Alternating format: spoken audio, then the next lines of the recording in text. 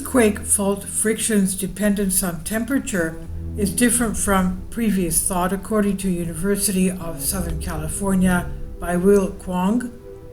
Earthquake researchers believe for decades that rock friction within fault lines follows a simple relationship with temperature.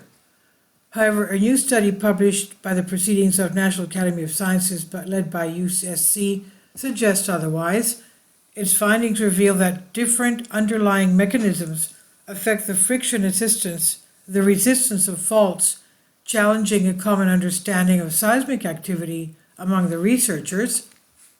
The classical view of fault friction has always been that fault friction evolves continuously with temperature, said Sylviane Barbeau, assistant professor of earth sciences at USC Dornsife College of Letters, Arts and Sciences. And she said, by my study shows a direct effect of friction is largely unrelated to temperature up to the point of the rock's brittle to semi-brittle transition, where temperature effects change drastically. The brittle transition? The research was conducted with data from experiments on various rock types, including granite, basalt, and olivine, under conditions mimicking those deep in the earth. Barbeau found that when rock transitions from brittle to semi-brittle, a change occurs that is crucial to understanding rock mechanisms and geology. In a brittle state, rocks deform and degrade by fracturing and faulting. In a semi-brittle state, rocks exhibit a combination of brittle and ductile deformation, which is the process where rocks change shape permanently by flowing or bending under stress.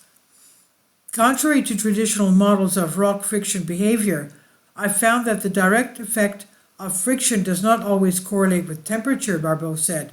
Instead, there are abrupt changes in rock friction during the transition to semi-brittle behavior. This means we need to rethink the fundamental basis of the fault mechanisms, the mechanics used to forecast the seismic activity of earthquakes. And rethinking earthquake behavior.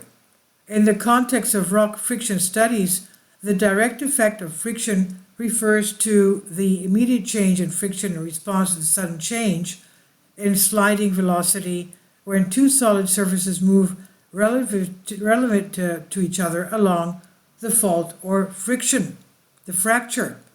Most theories of friction are rooted in the belief that the speed at which two surfaces move relative to each other depends continuously on temperature. Barbeau's study challenges a previously assumed dependency of thermal activation, which will require predictive models of fault friction to be reconsidered to accurately predict earthquakes. The next step of the research is to further refine the understanding of fault friction, Barbeau said.